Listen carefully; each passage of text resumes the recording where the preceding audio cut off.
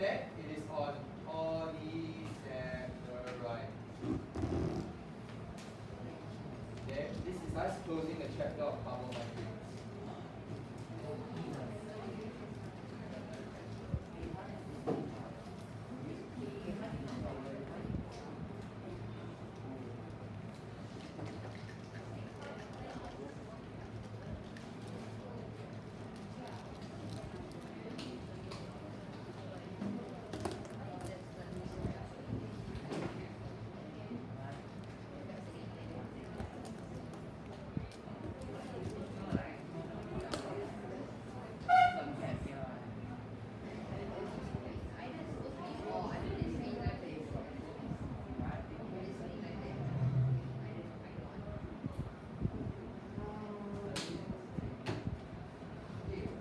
First, draw your attention to the topical exercises.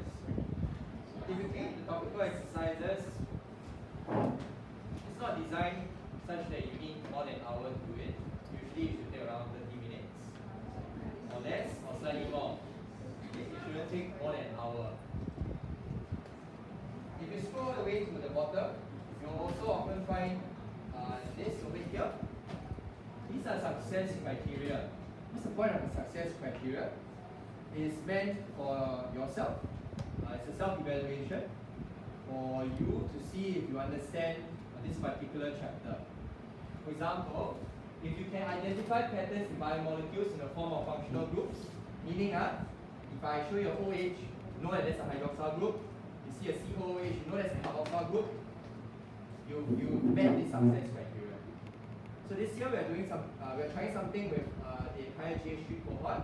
You try to make as clear as possible the things you need to achieve. If you can achieve these things, then you're actually good to go for this chapter. Because you understand, sometimes the learning outcomes sound a little bit ambiguous. But learning outcomes are meant to be there to guide you on the direction you need to take for your learning. The success criteria, think of it more as little checkboxes of skills that you need to be able to do. So at the end of each worksheet, I'd like you to do a self-evaluation so that it gives me a sense of what you can do and what I can do for you. Okay? So for example, students that give me rate in certain areas, right? We recommend some videos for you to watch to help supplement your learning, or may direct you to some sources. Yeah? Okay, next. With regards to topical exercises, I'd like to try this out for our class for maybe this term at least. Okay, then let me know how it goes. I will be recording myself going through every question in depth. I will also be marking your topical exercises. You'll find that when I mark your topical exercises, you may get quite a lot of incorrect, you may only get 1 or 2 questions wrong. So, in a sense, you can save your time. You scroll to the part of the YouTube video where you got mistakes in. Yeah? Alternatively, you can watch the entire video, you do it at ×2 speed if you want to. The idea of this is that I want it to be personalized to you. I find that when I go through worksheets in class, a lot of us tend to be very rushed to copy everything down. And in copying, you don't understand and you just skim over what you really need to learn. So instead, it is you tailor to your own time and pace. You go to the sections that you really don't understand, and then you watch and rewatch. It's also on that note, therefore, that I will not be going through the topical exercises in class in person. However, I still want to answer your questions. So, after you are done watching a video, for example here, I've set a homework, 2 have returned already. What is 2? Zoe and Sion. High five a bit louder. Yeah, okay. So, here, 2 individuals have already returned to you. Actually, by right, okay, you think about the order of things, right? I understand if most of you have not done it. Actually, it's okay, because I have not given you feedback yet, right? Okay, so ideally, I want to give you feedback so that you know areas you can improve on, then you look at the video and then you can do your corrections. Ideally, sometimes I'll be slow. Like this particular weekend, I was spending marking the GH4 stuff. Okay, so if you go to instructions, you'll find that I've already provided a video It is long because I go in depth, but you can skip questions that you already understand. May I request just one thing? Okay, there's one danger of me providing this. The danger is that I know of students that share is fine. I love you as students share. Two things must share. But there's just one danger. The danger is that they don't do the topical exercise. They watch this first, then they do it. Okay? You are shortchanging yourself. No matter how difficult it is, try it first. Okay? Don't make me resort to password protecting the YouTube video such that only after you do that I give you the code. Okay? I don't want to resort to that stage. Okay? But you need to self-regulate on that note. You really will shortchange yourself. I've really found a few students from other classes that watch first, then they do. How I know they do that? These answers are perfect. That's not the way to go. You will shortchange yourself really. If you do this repeatedly, you lack the experience of trying and failing yourself. It's fine. Okay? So this is how I like to go through the topical exercises. So how can you ask me questions? When you return back the work, you can leave comments, right? Okay? You can leave a private comment. Okay. So as you return back the corrections, you leave a private comment to me if there's a question that you don't understand. And I will reply to you because I will see it in my email drop-box. Okay? Every private comment you leave me, I will see an email that comes to my personal email. Okay? And I will reply you. If I don't reply you, or if you don't want to do this method, you can text me personally. Is that okay? So we try this for around this term, and then we see how it goes. And then you let me know how you feel about it. Okay? If not, I'll revert to me in class, so I'll go through every question, and then you will situate them. And then maybe 1 hour like that. Okay, I would like to, as much as possible, spend entire class doing things, like building atoms, doing experiments in class, which is what we won't have the time for if we spend a lot of time doing things that you can do yourself. Okay? So we try this for 1 month. Okay, so that's the admin. Okay, another thing I'd like to talk about admin is that how about I set like a more fixed day where you submit things. So you don't need to think too much, and I don't need to think too much. Okay, so typically, if I ask for something to be submitted, if it's a class activity that we do on the day itself in class, submit it on the day itself. Right? Since we are almost done, just submit it. Don't waste your time. If it's like a topical exercise that I request for you to submit, or corrections that need to be done, can it be done on by Saturday 2359? So that when I wake up next morning, then I'll from breakfast until dinner, then I'll try to clear the Sec 4 and Sec 3 all the worksheets. Then by Monday you should get a feedback and reply. Okay? Yeah. Okay, so typically I've set everything to be around 2359 Saturday. Is there anything you like to clarify or anything you want to bring up first? Any feedback? Suggestions? Perhaps? Anything? Okay. If not, we try for around 1 month, or 1 term, and we see how it goes. Yeah. Next, today we're going to go through this polysaccharides, but I just want to touch base with you on what Ms. Chin went through the previous lesson, so that I know where we can take off from. Is that okay? Alright. So in our previous lesson that you have with Ms. Chin, I believe Ms. Chin went through the rest of carbohydrates, which is this one over here, modeling carbohydrates. 23 of you have turned it in. Did Ms. Chin get you to build this tetramer, 4 things put together? Ah, wow, that's beautiful. Can you take a photo of that? Wow, okay. Wow, okay, I'm very amazed. Usually you just stop at 4. So how do you all connect all 20 together? Okay. Wow, it must be quite a sight. Wow, goodness. I've only imagined it in my head. I've never seen it in real life before. Okay, I still have this challenge to my classes. Next chapter is on nucleic acids, which is DNA. You want to take up my challenge and see who's the fastest to rebuild the DNA molecule, right? Go ahead. Yeah. The fastest team, right, will get a prize. Okay.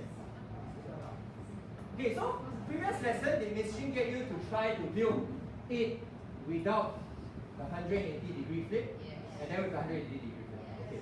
So what do you experience from flipping it 180 degrees? Straighter. Was that your experience? So without flipping, what did it turn out to look like? So that's sorry? It was weird. Okay. Without the 180 degree flip, it was kind of weird. But with the flip, it kind of straightened out. Okay. So that's where we left off. The idea that when you have this 180 degree flip every alternate glucose, it results in a rather straight chain, which is really beautiful. Now what you actually build, I introduce some terms to you. You know what monosaccharides are? It means a single sugar. And the sugar you've been working with so far, alpha glucose and beta glucose. I said glucose. Okay. The next thing, right? Talk about activity. I got you to condense two beta glucose together, right? If I condense two glucose, we get what disaccharide is this? Yeah. Okay. If you can recall from the GH2 days, when you condense two glucose, you get maltose, right? Okay. Today's lesson is all about the ultimate level. What if we combine many monosaccharides together, which was what our class did last week with Miss Shin. What if you combine a lot of them together? We refer to them as polysaccharides. Some students will ask how many is considered a lot. Okay? If it's like more than 10, okay, you pass it off as a polysaccharide. Okay? Today's lesson, we are just going to focus on polysaccharides. We are moving away from the monosaccharides. Okay, just a quick test.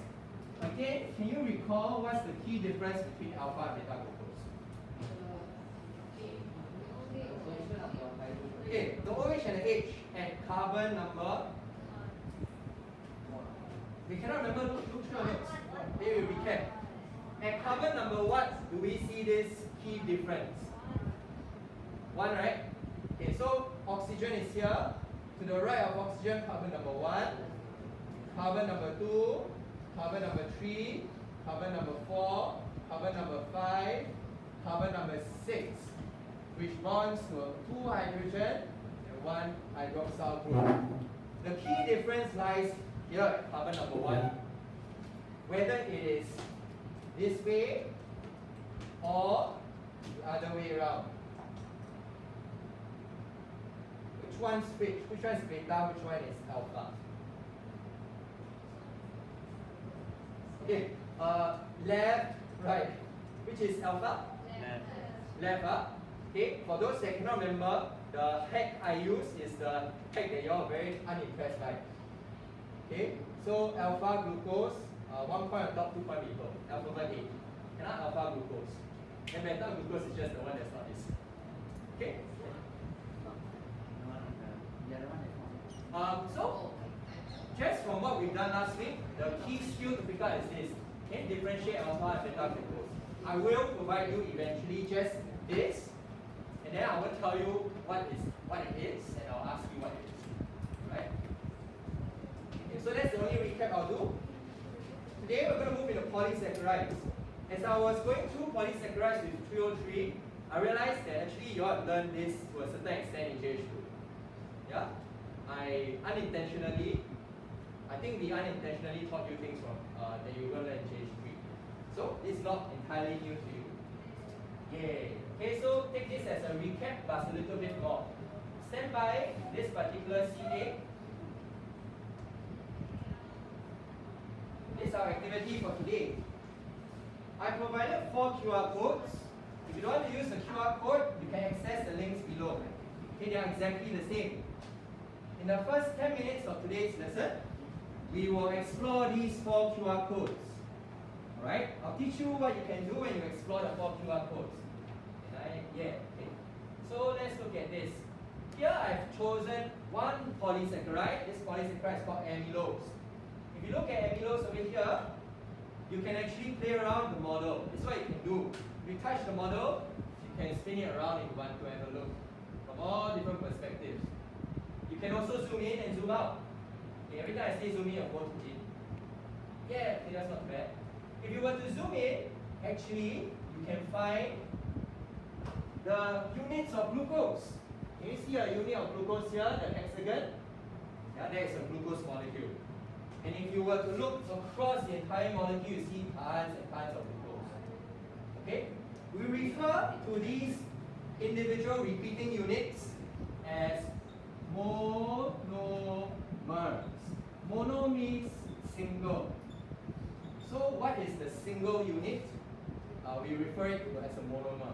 The reason why we have this term is because every different biomolecule has its own monomer. If you recall in JH2, the monomer of protein is amino acids. Okay? The monomer of carbohydrates are the single units of sugar. The monomer of DNA, okay, we will learn in the next chapter. Okay, so this is a new one I'll introduce today, monomers.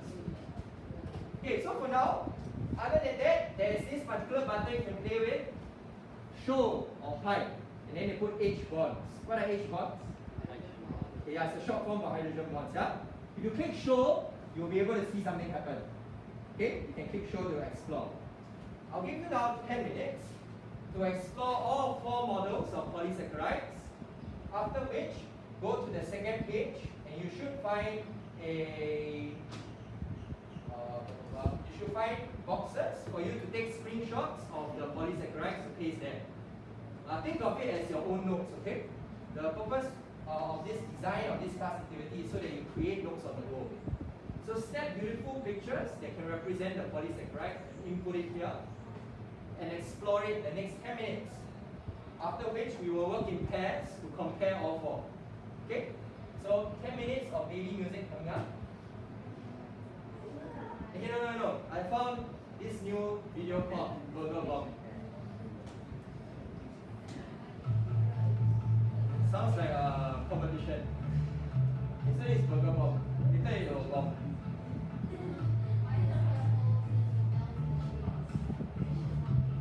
Okay, so next 10 minutes, feel free to explore with your friend, zoom in, zoom out, take screenshots so that you can incorporate into your notes.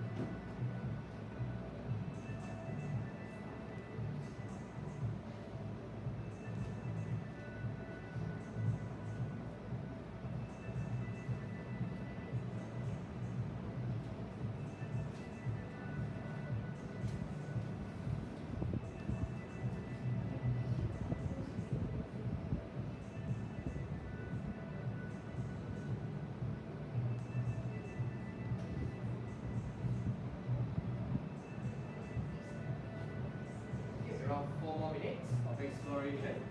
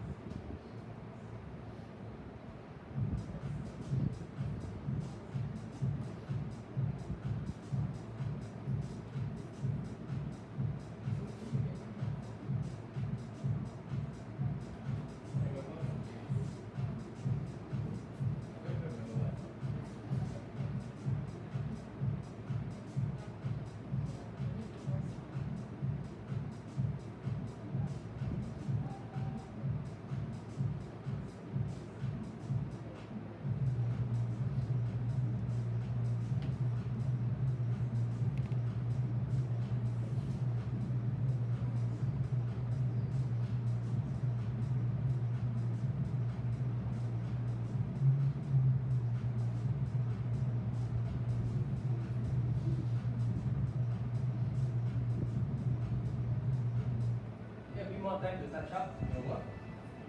Some of you are still finishing up. Some are even labeling. Okay, the colors that we may use in class, deliberately we use the same color codes. So the black, white, and red you see here, same elements we've been playing with.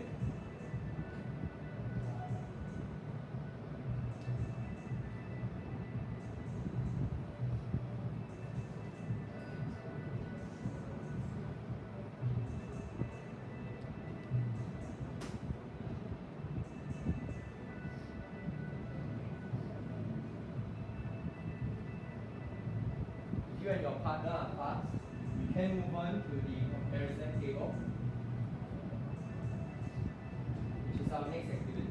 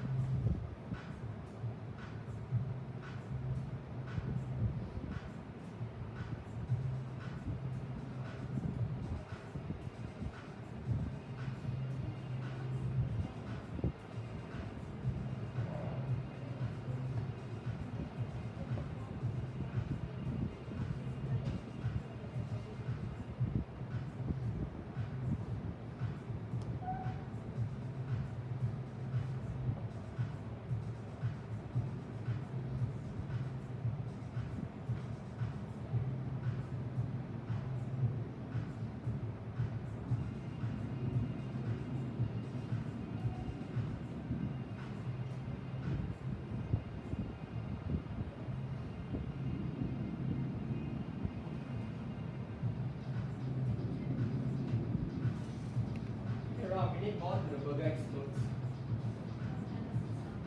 I don't know what it means. This is a burger bomb. It's going to explode.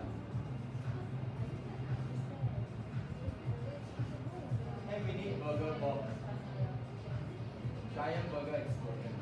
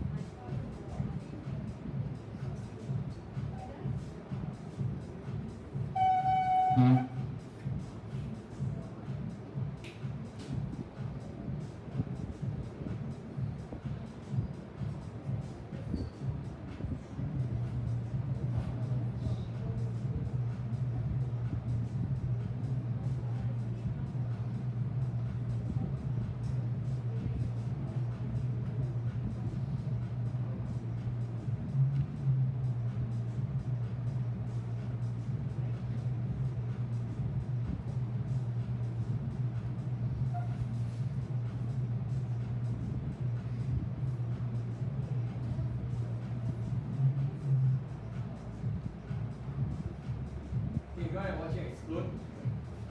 That's a good time. Oh, okay, let's see. Wow. Oh, got so many other timers. Alright. You just had some time to explore all the models. And in the next phase, we are going to compare the models. You'll work in your pairs or in trees, depending on who you can find near you. Right? Do work with someone so you can discuss and banter about what your thoughts are. I just want to guide you a little bit. For orientation of monomer, what does this mean? It means this, whether there's a 180-degree flip. How do you check if there's a 180-degree flip in the glucose? Okay, so if you look at your sugar, the sugar looks something like this, right? And then there's always this extra thing coming out with a carbon, and then H2, and then the OH, yeah? Okay, you look out for this thing. Because if it's split, this will be either below or above, Okay, so for example, let's look at this model over here. Cellulose. Where is carbon number 5? This is carbon number 5. How I know? Because carbon number 6 is attached as a side group. Here is on top, and here is below. Right? There's a 180-degree flip for every alternate glucose. That's the orientation for here. But if you look at the other models, you see there's the same thing. Pay attention over here. Can you see carbon number 5 with carbon number 6 attached? Then you go to the next glucose. Where's carbon number 5? Where's carbon number 6? Do you observe a flip? Then you go to the next glucose. Where's carbon number 5? Where's carbon number 6? Where's carbon number 5 and number 6? And so on and so forth. Okay? That's what orientation means. Next, when you click on hydrogen bonding show, you'll be able to see where the hydrogen bonds are. I'd like you to just describe where the bonds can be found. Okay? When you click show, you see all the blue marks. Can you see these blue dotted lines? And those are the hydrogen bonds. Where do they occur? Okay? Alright, so in the next 15 minutes, I'd like you to work in your pairs, and then after we invite everyone to share a little bit. Can you compare all these various points across all four? If you create a good one, it's actually your notes ready. Okay? A summary table for this chapter. Alright, let's go. In the next 15 minutes, please discuss, and then we'll share in a while.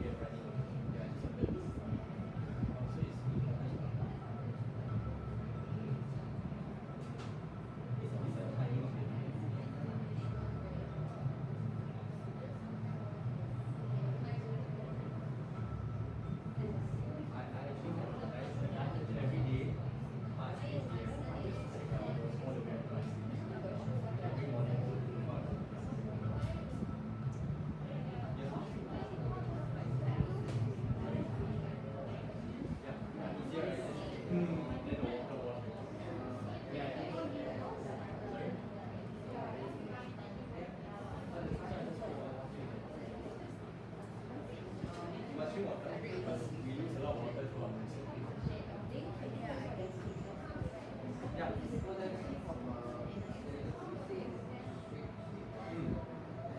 Street. So we look at it from a big picture.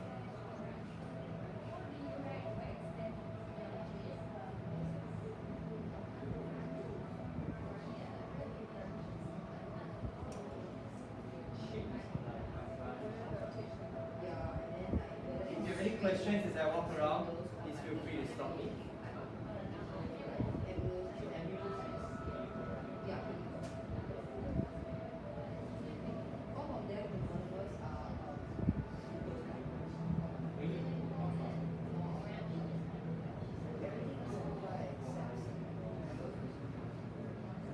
Oh, yes.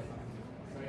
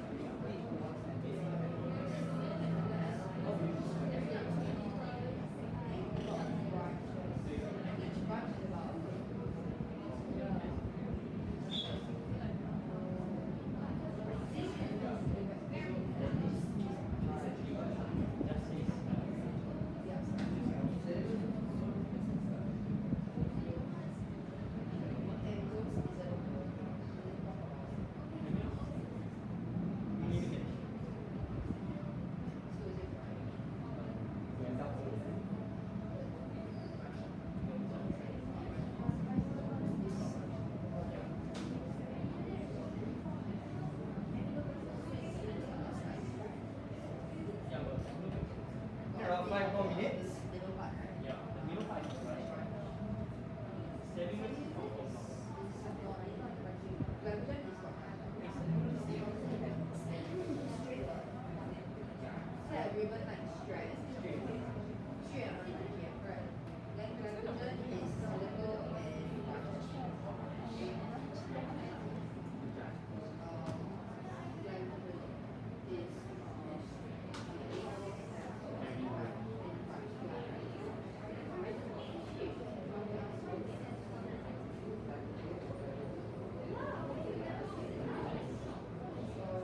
Hope you all go over.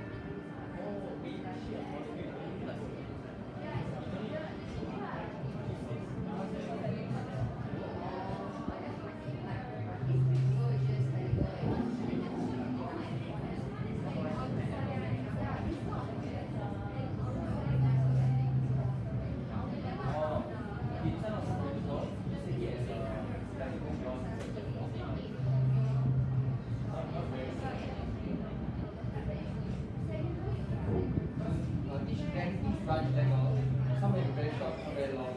So it's not important to know. There's no exact.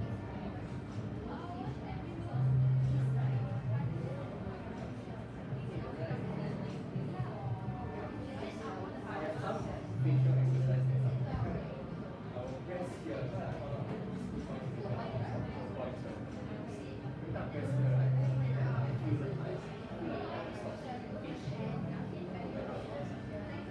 By your thumb.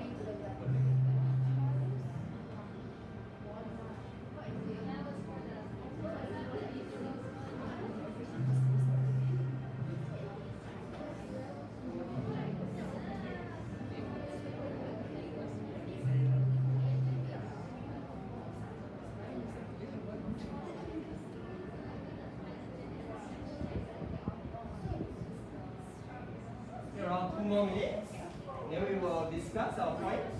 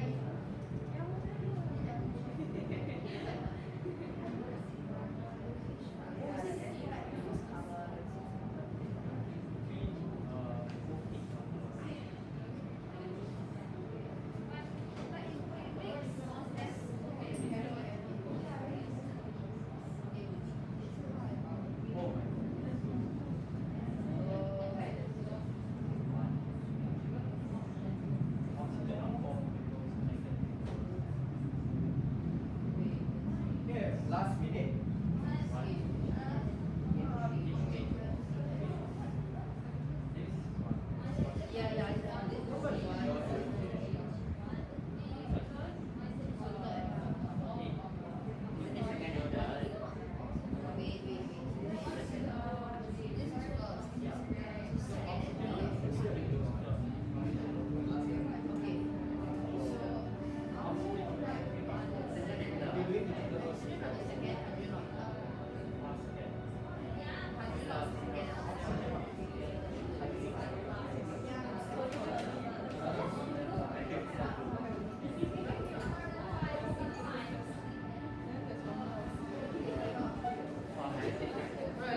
Okay.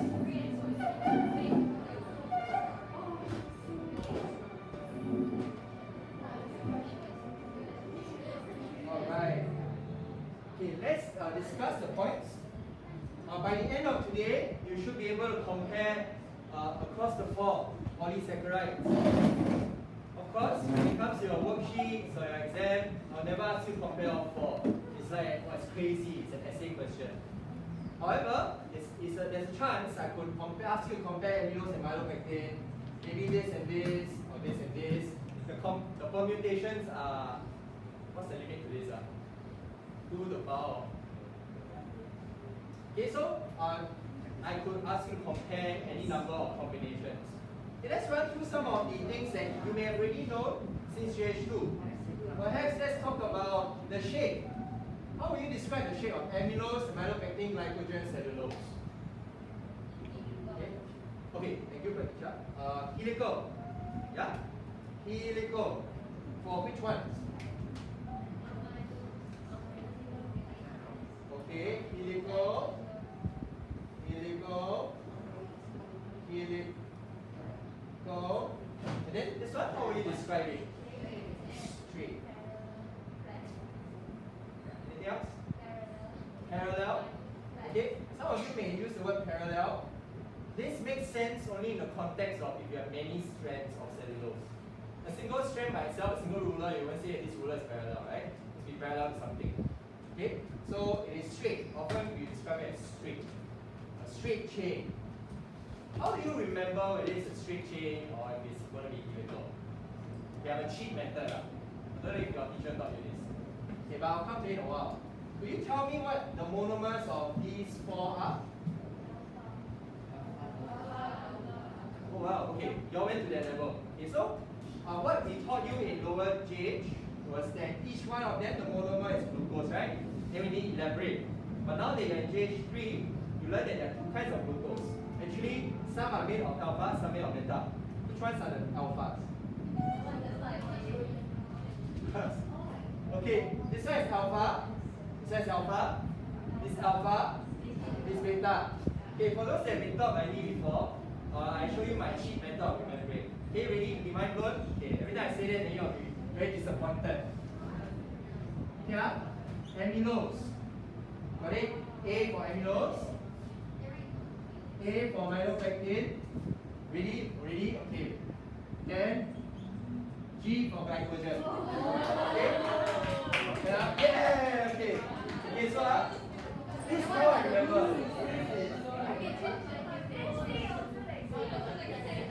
Oh yeah, no. Y'all don't tell me that C is like that. It's not C, you have to like. Okay, so this is how I remember. Then I don't memorize. If I ever forget, right, you just remember this day and then you like look at the alphabet and like okay. Then next one, how do you know that this and this are helical and this is straight chain? Okay, ready? Okay, so everything that is alpha glucose will be helical. Okay, everything that will be alpha glucose will be helical, right? Anything that is cellulose is straight chain. Okay? Then I never memorize that. I just look at the 4 words, right? Then I'm like, oh, okay. Alpha, helical, straight chain beta. Okay? Okay, so this is how I remember. Okay, so the next pack, okay, usually this is how we layer the questions. We will first ask you to identify what glucose is this. Okay, then here got something like, okay. So what glucose is this? Right? That's the first layer. Can you tell me off that? Okay, so it's alpha, right? Then the next layer of questions usually will ask is, okay, what kind of polysaccharide can I make out of alpha glucose? Then you tell me whether it's amylose, amylopactin, or glycogen, up to you. Okay? But this is how we layer the question. That's why it's important to differentiate between alpha and beta. Can you imagine the first step you differentiate wrong, right? You're going to choose the wrong polysaccharide next. Okay? Or I flip it around. Let's say I give you this particular one, then I ask you, and then I give you 2 glucose, and then I tell you which glucose was used to build this particular amylopactin. The moment you don't know, you cannot build. Okay? So that's the important skill to differentiate. And then the hack for this one is the alphabet A. Okay, next, let's look at branching. This is something we learned in GH2 also. Yeah? So, amylose, no branch. Okay? This one? Okay, you all use the word slightly branch. And then this one? Okay, very highly, okay, up to you lah. Very highly. May I advise that if we were to ask you to compare between these two, for example, since both of them are branched, you should try to show some sort of relative branching. Yeah? So, for example, I could say glycogen is highly branched. In fact, more branched than amylopactin. Okay? There needs to be that comparison. If not, if they are both highly branched, then I cannot count. Then there's no point in stating this fact. Cellulose, unbranched. Okay. So these are the things we learned in GH2. This is slightly new in that we layer on alpha or beta. Okay, this has been learned in GH2. This was in GH2 as well. Okay, now let's layer on everything from GH3. Orientation of the monomer. We know at the moment that for cellulose, beta glucose, every alternate glucose, what's the glucose? Okay, flip 180 degrees. Okay? But then, for these fellas, did you manage to give it a look? Is it flipped? Okay, so I'll show you how to see. If we look at amylose, okay, so here's amylose. Let's look at this single glucose over here. This is carbon 5, this is carbon 6. I know this is carbon 6 because it's the additional carbon sticking out, that group over there. Let's look at the next glucose to the right of it. Okay, notice that, again, that side chain is still on the same side. It wasn't flipped 180 degrees. If you were to follow through every single glucose in this chain, you'll find that all of the side chain is all on the same side. Okay? So, for amylose, amylopactin, glycogen, there isn't this 180 degree flip. Which is interesting. That means to say, to be able to achieve this straight parallel structure, you need to have this flip, which is what you experience. Actually, if you don't flip, you will get a helical structure. You felt like it was a mess when you were building it. The reason why it's a mess is because you haven't added enough glucose yet. The moment you add up to 20, 30, you will see a helix start to form. But without enough, right, it's a mess. Now we add more, right, it starts to form more and more and more. Sorry.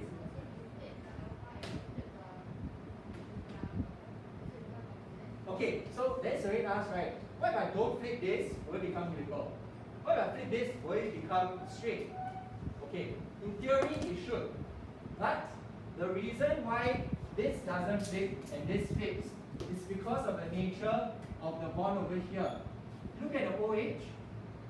This one, the OH is below alpha glucose. For beta glucose, the OH is above. Because of where the OH is positioned, when they bond together, for beta, because it's on top, right, there will be a flip. Why? Because if we go back to where it bonds, this carbon number 1, this carbon number 4. The bond always forms between carbon 1 and 4. Yeah? Because of the nature of where the OH is for beta, it will actually result in a flip after bonding. But for alpha glucose, there isn't that flip, and it ends up going becoming helical in nature. So to answer your question, the reason why there's a flip is because of how OH is bonded at carbon number 1. But in theory, if we could forcefully flip it, then it would, in theory, if this can be straight, that can be helical. Yeah? Then the next question is, how come one will... I don't know what the next question is. I'll stop there. Yes? Sorry, do you have a question? Right, no question. Exercising. Any more? Yeah? Okay. So, last one, hydrogen bonding. If you look at where the hydrogen bonds are found, it is found... Can you see this? Okay, can you identify what functional group is this? Hydroxyl. What functional group is this? Hydroxyl. So you typically find hydrogen bonds between hydroxyl groups within the molecule. I say within, right? Because within one molecule of amylose, you find all the hydrogen bonds within the amylose molecule. Okay? It's the same molecule, you find it interacting with each other in that sense. I could apply this to here, and to, no, but not quite here. Yes,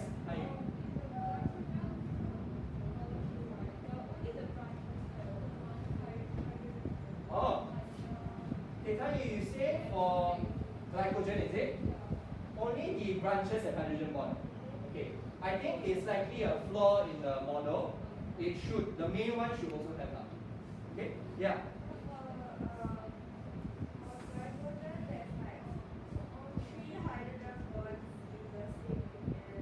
Oh, okay, so let me show.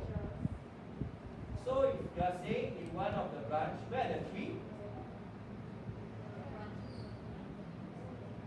Oh, so you are saying at the branching point you see a lot of hydrogen bonding.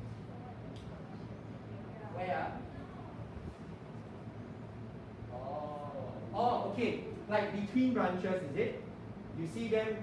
So you are saying that if this is one branch, this is another branch, and this is another branch, you can have interaction like that, is it? Is that what you're saying? No.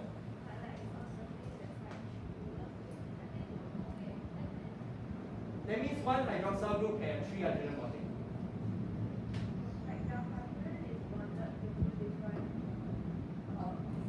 Oh, okay. Is that possible, is it? Okay. Okay, so that's what they are showing, right? Okay. So I need to understand, hydrogen bonds, although we draw it as a single interaction line, right?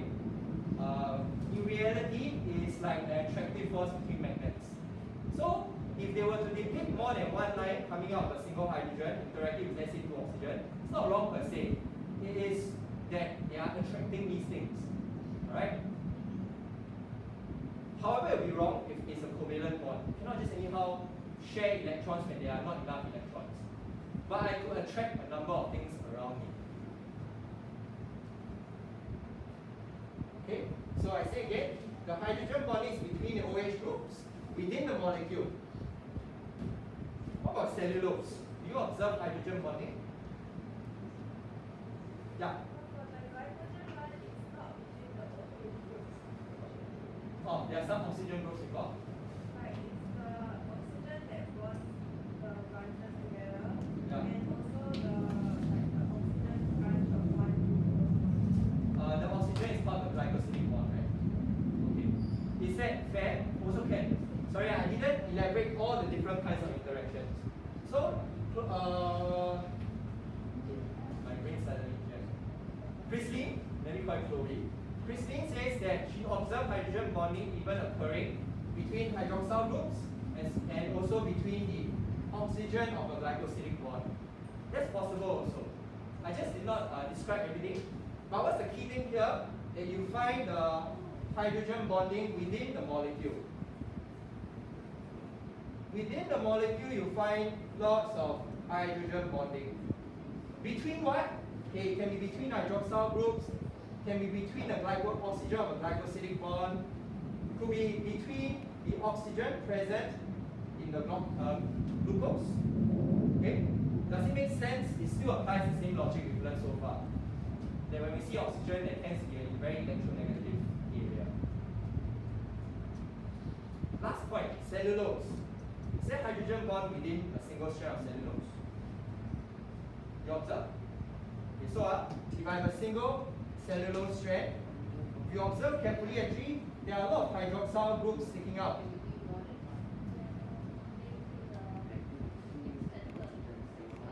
Right, a lot of hydroxyl groups sticking out. Do you observe hydrogen bonding? Also have actually, to a certain extent, you do see hydrogen bonding between hydroxyl groups in the straight chain. But the beauty of cellulose is that because it's so straight, I could, the moment another cellulose chain comes nearby, and I have an OH group sticking out as usual, something beautiful happens. Hydrogen bonding can occur between multiple cellulose strands. So now it's like a bundle of chopsticks that attract each other. So I could have hydrogen bonding occurring between the cellulose strands. We refer to this intermolecule hydrogen bond as cross-linkage. Cross-linkage means hydrogen bond between separate molecules. In this case, between separate cellulose strands. So I can have lots of cellulose strands side by side, and they are interacting with each other via hydrogen bonding. Collectively, we can refer to all of them as cross-linkage because they cross-link with each other via hydrogen bond. You have some time, I want you to experience this. Okay, as you are touching out your notes, you can grab a sheet of newspaper.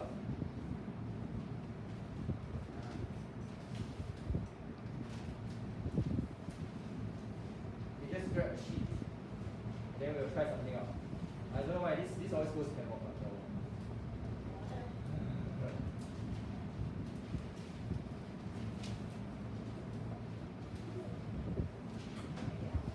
Yeah, I'm going to take a sheet of newspaper. If you have a very long piece, you could tear it in half and pass to your friends.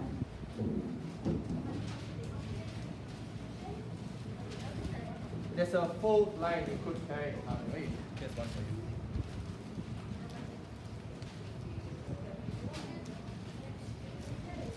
If anyone got the obituary page, you can pass back to me. I think not very nice to tear obituary page.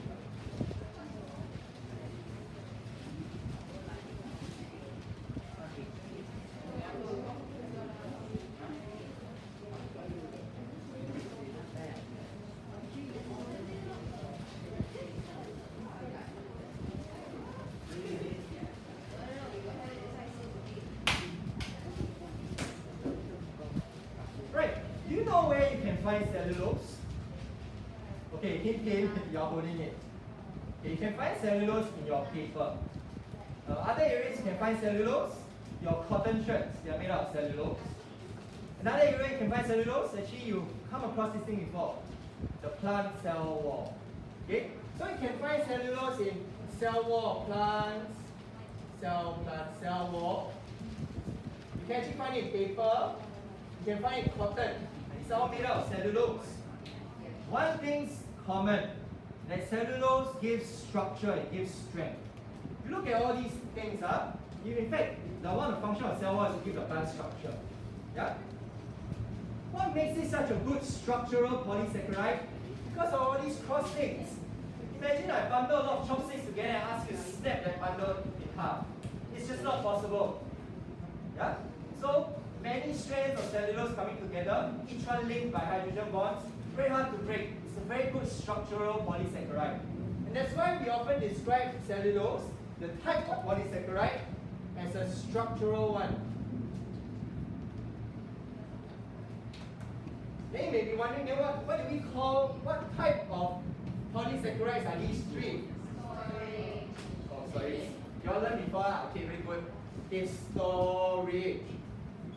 Then my next question is, what is storing? Energy in the form of? Glucose. Okay, so that's actually what it's storing. Inside these three, lots of glucose stored. This one actually also got glucose stored, but very hard to digest because they are bundled together, cross-linked, hard to break down as easily as these three in front. I want you to experience this, very interesting. Go and take one sheet of newspaper. Okay, so there are two ways you can tear a newspaper. Tear, okay, listen first, then you experience. Okay, you can tear it in one direction. Then after that, you flip it perpendicular and try and tear it in another direction. Then I want you to experience this. What do you feel when you tear in one direction and the other way, 90 degrees perpendicular, tear another direction? Try now. Players must also share the blame.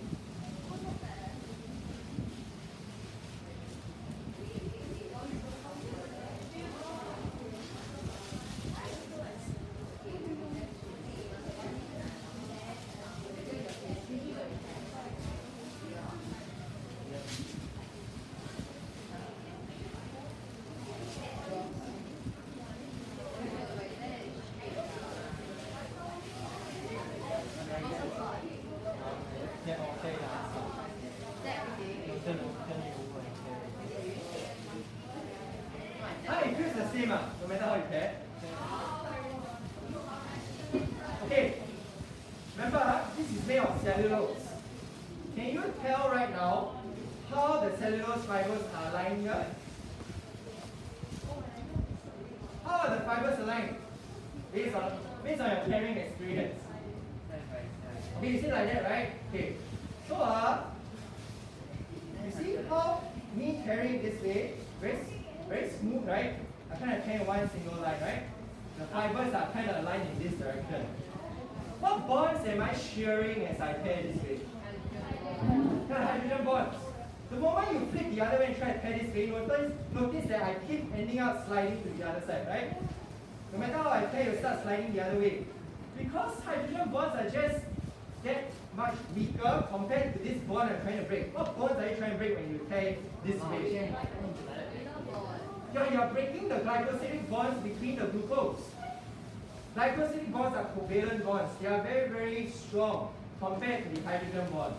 You can actually feel that difference as you're tearing right now. In fact, it's so strong that after you tear a little bit of the glycogen bonds, it resists and you start tearing hydrogen bonds again. Okay, can you feel that?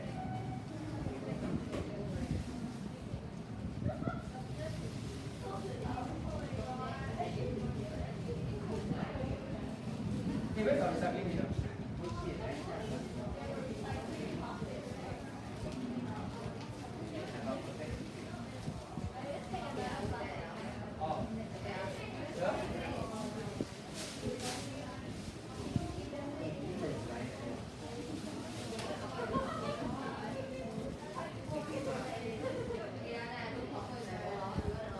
I give you around one more minute to can until you're satisfied.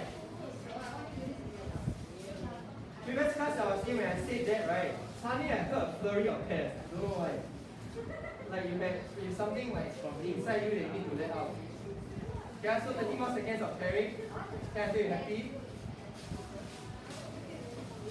I saw students trying to pair plain paper. Then they try it, they pair one way, then they turn perpendicular and they pair like no difference. You don't feel that difference. What I mean, guess why? You know, if you use plain paper, right, you don't get the same feeling of like slide. And after you turn around. Okay, that's one answer, it's not. Yeah? Made of what? Pulp. Pulp pressed together. There is cellulose in pulp. Ah. So, you know this normal paper quite thick. So actually there are many layers of cellulose. Some layers are like that, and some layers overlay like that, and some another way like that. Yeah, it's not too thin enough for you to experience this feeling. So you want to experience this nice smooth action. If you try normal paper. Hey, finish pairing or not?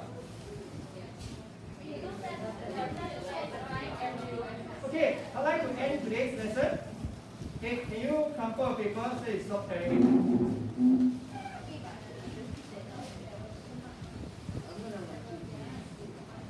Okay, can you crumple the paper? We're going to end today's lesson. Not ready yet.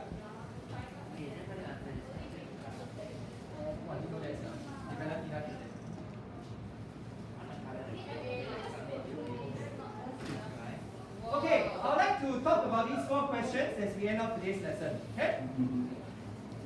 Okay, let's go. Yeah, these 4 questions help us appreciate the structure a bit more. If you ever wondered, you look at amylose, amylopectin, glycogen, cellulose. Do you know that you find amylose and amylopectin in plants, and you find glycogen in animals.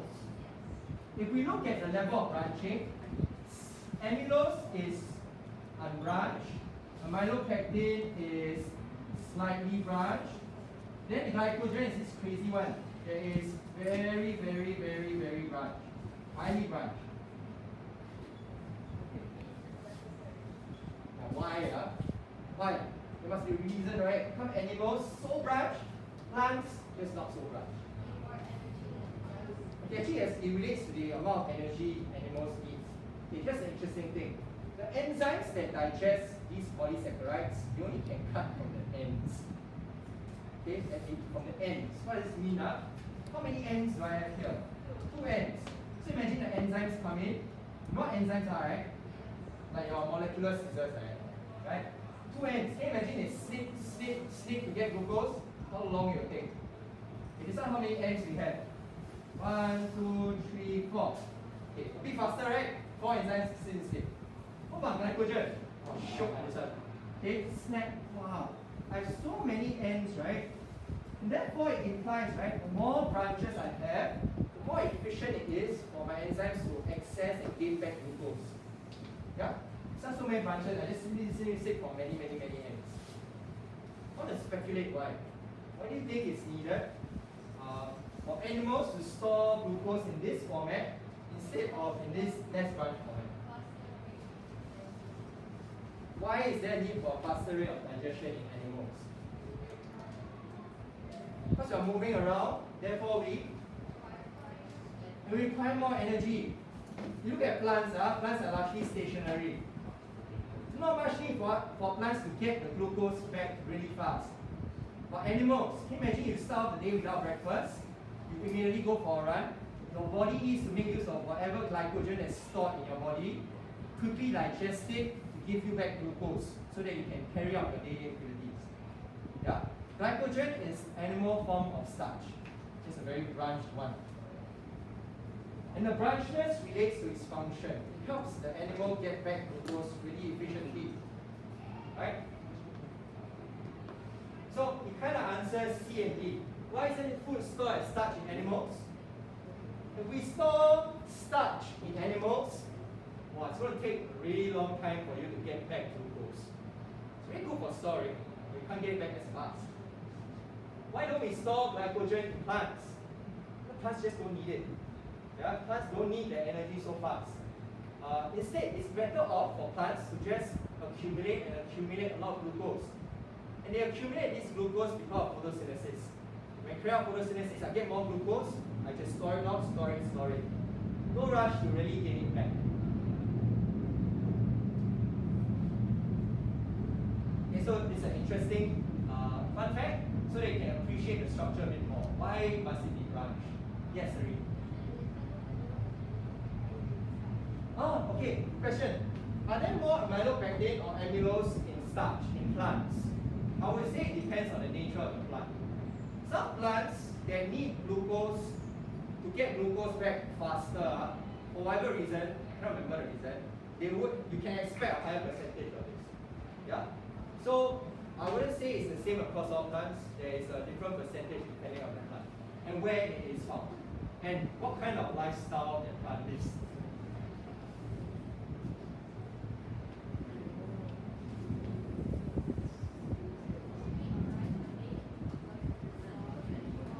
Rice, is it? Yeah. Yeah. Oh.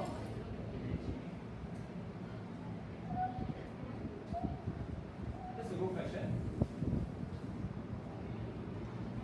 I don't know. You could speculate.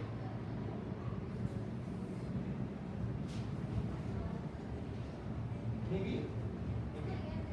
After all, this the storage is actually not for us, it's for the plant. So when you plant it, right, perhaps it comes. Starch is stored elsewhere also. Maybe other part of the plant is stored in the sugar form. That's a good point. Okay, last one, before I send you off on your merry way. Why don't we use starch for structure? What if I use all these helical branch things for structure? Okay, they're not really good because you cannot compact them as much as cellulose. Imagine I bundle a lot of chopsticks together, it's really sturdy and strong. You go and bundle a lot of springs together with a lot of gaps because of the helical structure, right? You don't quite get the same compactness and cross linkage. So these are not really good for structural purpose. Then we flip the question around. Why don't we use cellulose as a form of storage? Actually, per unit volume, it's pretty efficient packing. Right? Actually, we can pack a lot of glucose. I ask you, you pack a box of springs versus a box of chopsticks, right? You can probably put more springs in. Okay. What is the tongue twister? You can probably pack more chopsticks inside the box. But it comes with its downside. The more we pack, how are the enzymes going to it's a bit harder to digest with all these cross linkages present. Okay? Wait. Yeah. Is it because there's not enough space For the enzymes? That's why it's slower to digest. I suspect that space in what sense? In the sense that because it's all packed together and then there's cross linkages. Yeah. So cellulose, the interesting thing about cellulose is that to digest this, it uses a different enzyme from this. Yeah. So I don't know how this particular enzyme works. I suspect it also digests from the ends. But actually, if you digest from the ends, everything bundled together, it's quite efficient digesting, right? It just digests together. But at the end of the day, you think about branchness. Branchness still allows you to digest faster, as opposed to many cellulose strands with only two ends. Okay, these 4 questions are just meant to help you appreciate the structure a little bit more, so that you don't just blindly memorize. The branchness has purpose. The straightness has purpose. It is not there for fun. Okay, and that is where we will end off today's chapter.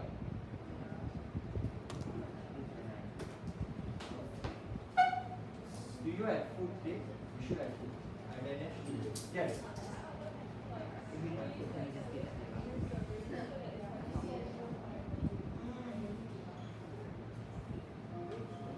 Okay, now you ask, is there a way to arrange cellulose such that you can make it soluble? Why are you asking this question?